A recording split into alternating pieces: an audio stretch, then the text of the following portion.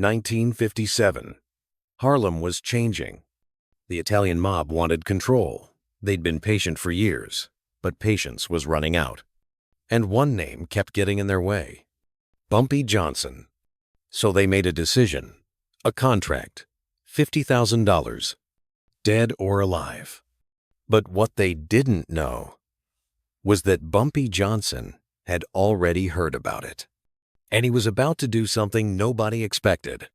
Frank Costello ran the Genovese family operations in New York.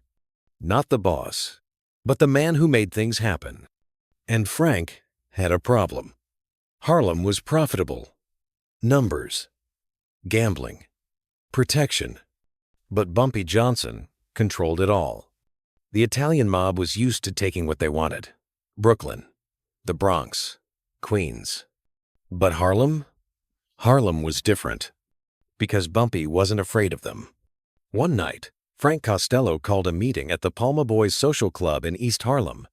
Every capo in the family showed up, 20 men, all Italian, all mob. Frank stood up. "Gentlemen, we have a problem. His name is Bumpy Johnson.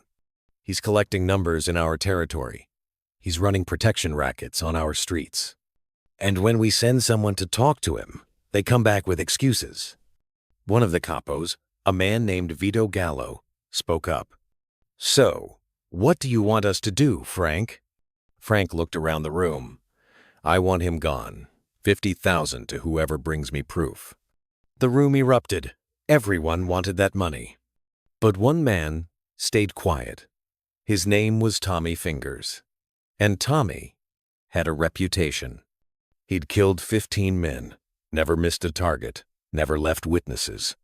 "I'll do it," Tommy said. "Give me 2 weeks." Frank nodded. 2 weeks.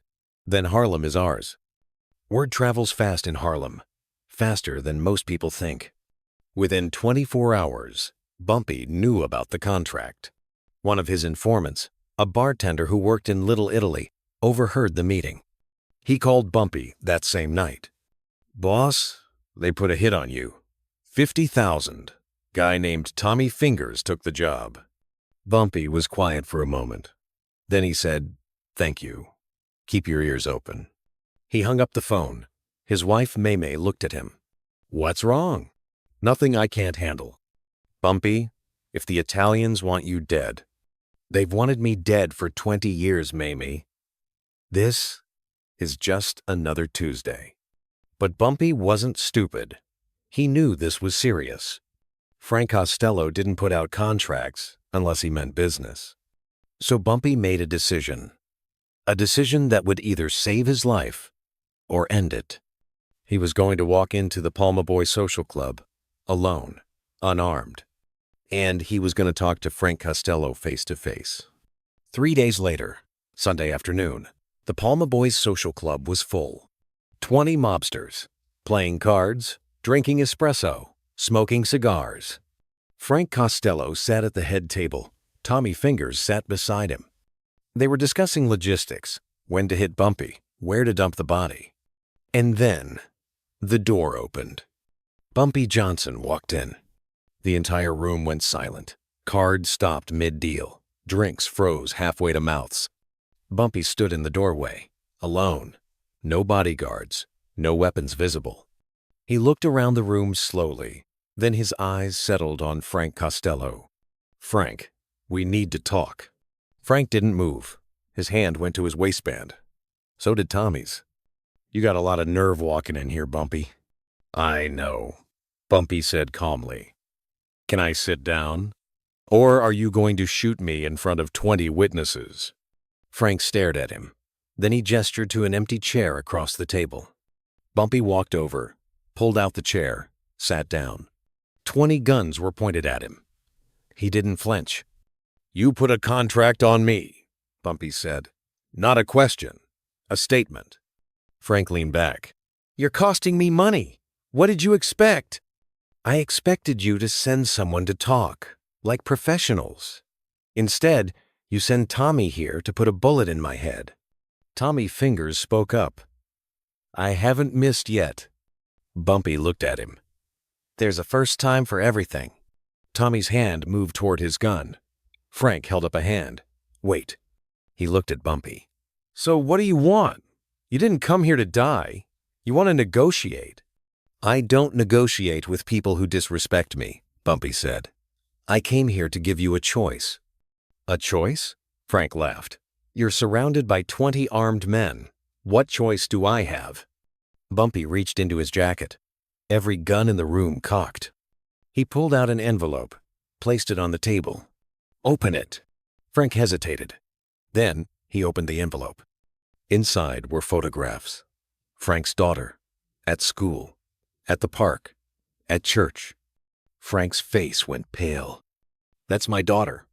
I know, Bumpy said calmly.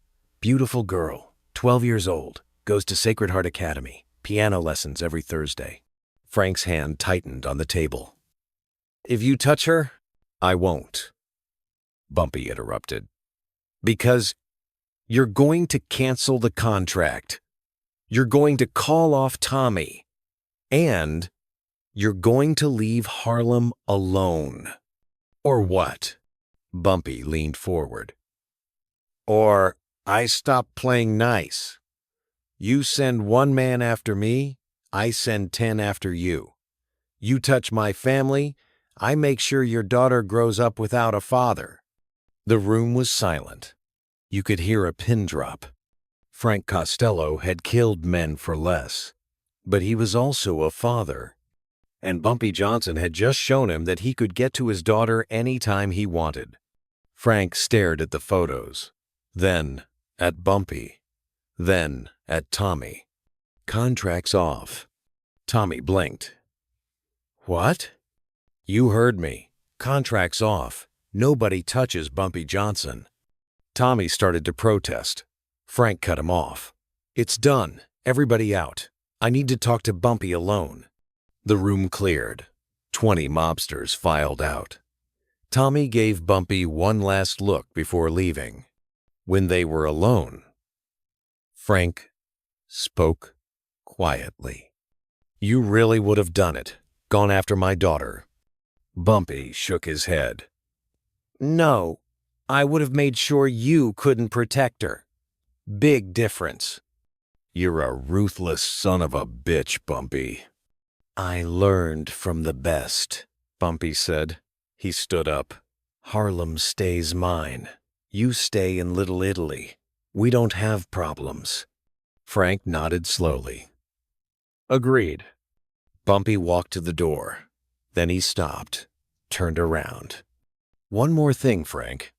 Next time you want to kill me, don't send Tommy. He's good, but he's not good enough. Bumpy walked out. The contract was canceled. Tommy Fingers never got his shot. And for the next 10 years, the Italian mob left Bumpy Johnson alone. Not because they respected him, but because they feared him. Frank Costello told his men, Bumpy Johnson is off limits. Anyone who touches him answers to me. Word got around. The mob bosses in other families heard the story. The man who walked into a room full of hitmen, unarmed, and walked out alive. But here's what most people don't know. Bumpy never intended to hurt Frank's daughter.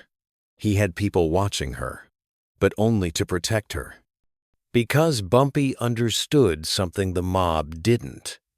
Real power isn't about who you can kill. It's about who you can protect. Frank Costello learned that lesson the hard way. So what's the real lesson here?